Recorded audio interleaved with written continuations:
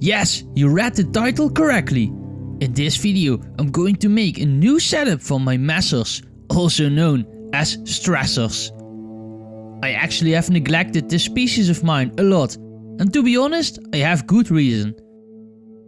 Everything I try and everything I do stresses this colony. When I feed other colonies or clean outworlds, these ants stress. They run out the nest and start panicking.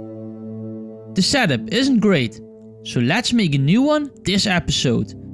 Let me tell you, this will be an epic setup, so watch this video until the end. You really want to see the end result. Since it's been a while since I did an update on this colony, let me tell you a little bit about them. I got this colony 2 years ago.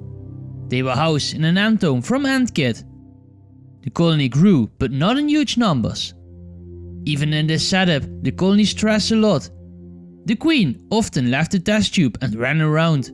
Because they weren't moving to an AntKit size 4 nest I had attached, I decided to force move them. I placed them into a huge outworld and the move began. It was pretty satisfying to see them moving into a new nest. The nest I moved them in was an older design Static Ants Series 1.1 nest. It had a square pattern on the inside. This ant nest was great for the messers, and to be honest, they have done pretty well in it.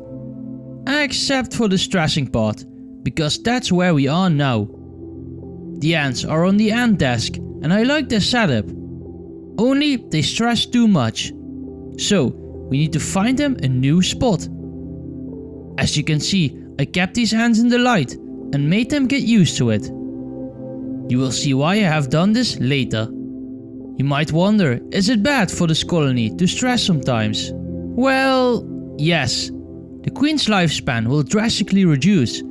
She can even die or start doing weird things like eating brood. For the workers, it's also not optimal. By keeping Messer barbarus in a light setup, you don't have to open any lids to look at them, which I can highly recommend for this species. Just be careful to not put them in direct sunlight. So, for the setup I still decided to use this large outworld since I think my own outworld is too small for this colony. But I can't work in the outworld with the nest attached, so first I detached the nest from the outworld.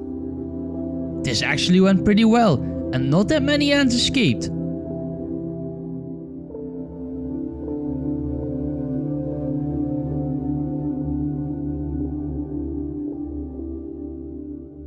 Then I connected the nest to my own outworld, so the ants could run out and panic. You can feel the sarcasm, but I have a love and hate relationship with this species, and definitely with this colony.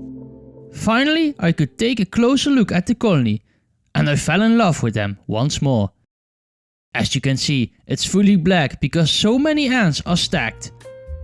And do you see this massive pupae? I was really impressed with this size. This is going to be a huge major.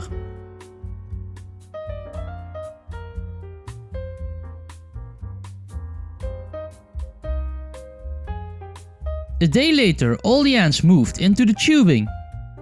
Do you have any idea why? Luckily, it did not become a problem.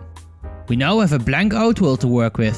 In my previous Messer barbarus update, I said that we would decorate it. So, let's do that. I went to the store and bought a bunch of fake plants.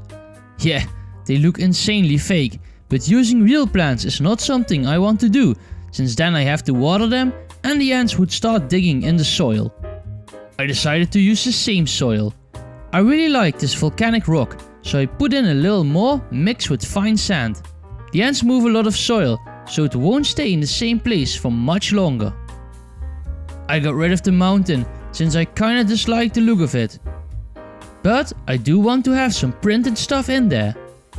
I went online and I found the perfect items to print. These super cool mountains from Terrain4 Print. I put them into my slicing software and started printing them.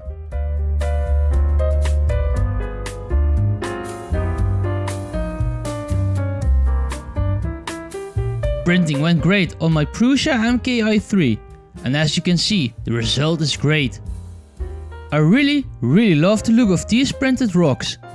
So I printed a few more. Ha! Yes, a lot more rocks.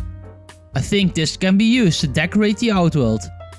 This is my first attempt at making an actual nice looking setup, so I'm going full overboard with this.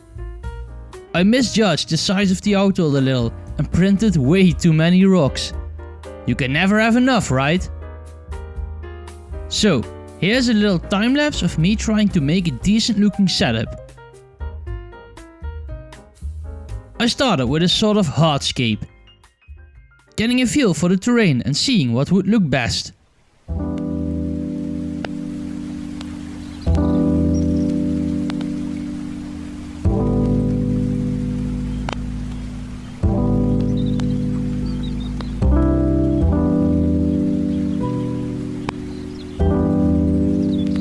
Then I took everything out and put in the rocks and sand.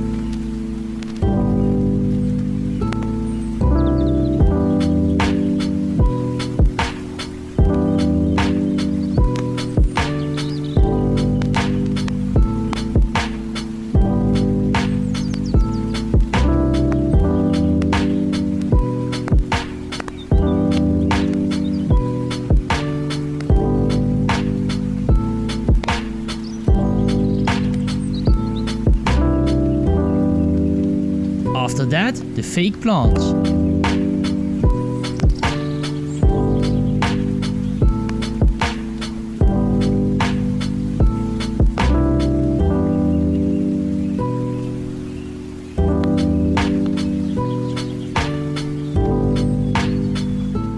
It looked like this. Nice, but a little bland.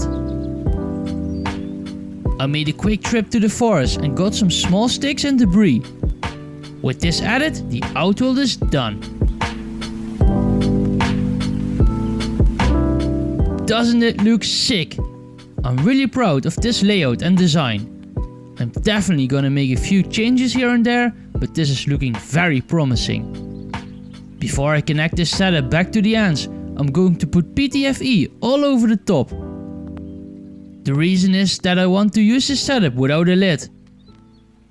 Every time I lift the lid, the colony stresses, so it's better to remove the lid entirely.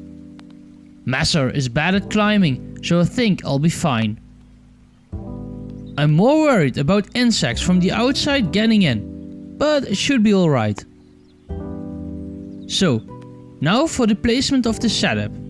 I chose my bathroom. My bathroom has a section that is flat and almost vibration free. There's also no direct light that can disturb the ants. Only issue is that I can't heat the ants. It's not optimal, but I'm sure Messer will do alright, since they aren't exotic like Camponotus nicobarensis for example. As you can see, I placed the Outworld on an elevated platform. You probably wonder why.